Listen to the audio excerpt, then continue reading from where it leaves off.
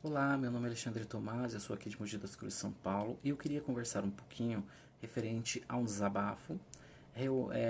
Quando a gente trata desse assunto, a gente tem que entender que às vezes aquilo que eu digo não é necessariamente aquilo que eu queria dizer.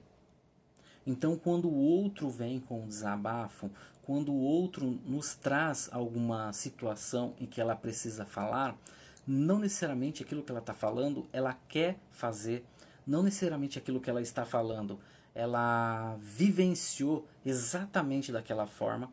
Então, dentro desse processo, o não verbal às vezes fala muito mais do que o verbal. Às vezes, o silêncio fala muito mais do que mil palavras.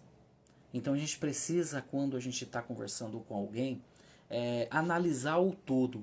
Respiração, modo de falar, para onde a pessoa está olhando ou não. Eu quero dizer se ela está nervosa, preocupada. Então quando a gente fala de ouvir e escutar, então quando a gente escuta com uma bagagem, escuta de uma forma a gente está realmente entendendo o outro, a gente não está escutando somente o que ela está falando. A gente está olhando de uma forma global para entender realmente se aquele choro é um choro, se aquele choro é de dor, se aquele choro é de felicidade, se aquele choro é, sei lá, talvez sem emoção, ou nem, se aquilo nem é um choro. Então, dentro desse processo, o não verbal fala muito também. E precisa ser levado em consideração, porque às vezes a pessoa está querendo dizer algo, está falando vários assuntos satélites, e se a gente não consegue estar atento realmente ao que o outro está passando, mediante, não somente pelo que ele fala, a gente pode se perder no meio desse caminho aí de um apoio emocional. Tá?